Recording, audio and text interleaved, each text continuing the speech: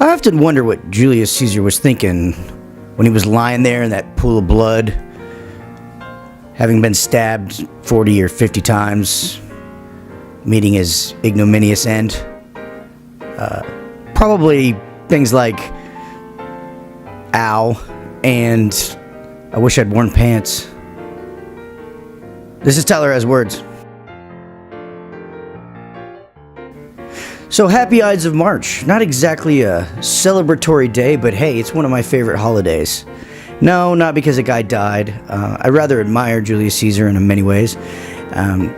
That's this. If for those of you that don't know, the Ides of March is the day that he was assassinated by his brothers and fellow members in the Senate.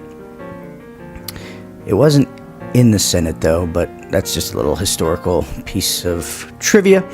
Anyway, Julius Caesar is a man that makes me think of hubris. And that's why I don't call it the Ides of March. I call it Hubris Day. So happy Hubris Day. That's what I call the Ides of March. Not, I'm not a big guy that believes in celebrations and festivities, but I do like a couple holidays. There's Festivus and there's Hubris Day.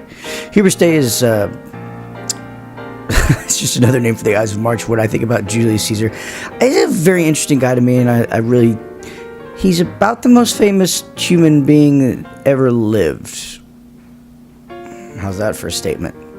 Human being, there's Jesus and Muhammad and some other guys, but as far as just a straight up person, although he was probably deified by the Romans because they're a bunch of nutters. Anyway, there's a story that I love where he walked up to the statue or something of Alexander the Great, and I think Caesar was he was pushing 40, so, and he looked up and he fell to his knees or something, and he said, I haven't done anything with my life. So he proceeded for the next 16 years. He was born in 100 BC, and he died in 44 BC. So he proceeded for the next 16 years to basically conquer much of the world. He won every battle. He did everything. He wrote what is considered by a lot of people to be one of the most excellent works of Latin ever.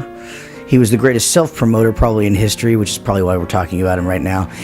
He restructured a republic into basically a dictatorship and did it fairly stably, although that's arguable considering he got stabbed and et tu brute, in the back and in the face, and he died probably cringing right under Pompey's statue, who is his rival, which is maybe a poetical part of the story, but I like it. Anyway, hubris. I think you can do two things on Hubris Day. You can take stock of yourself and you can say, I need to keep my stuff in check. I need to be humble so I don't get assassinated, metaphorically. Or you could celebrate Hubris Day. You could flaunt it. You could bask in it, take a shower in it, lather up. Be go up to that statue, find a statue of your Alexander the Great and say, you know what? I can do better.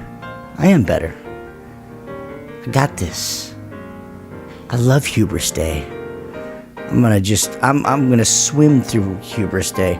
Then add a meal and throw in some family members, and it can make about as much sense as most other holidays.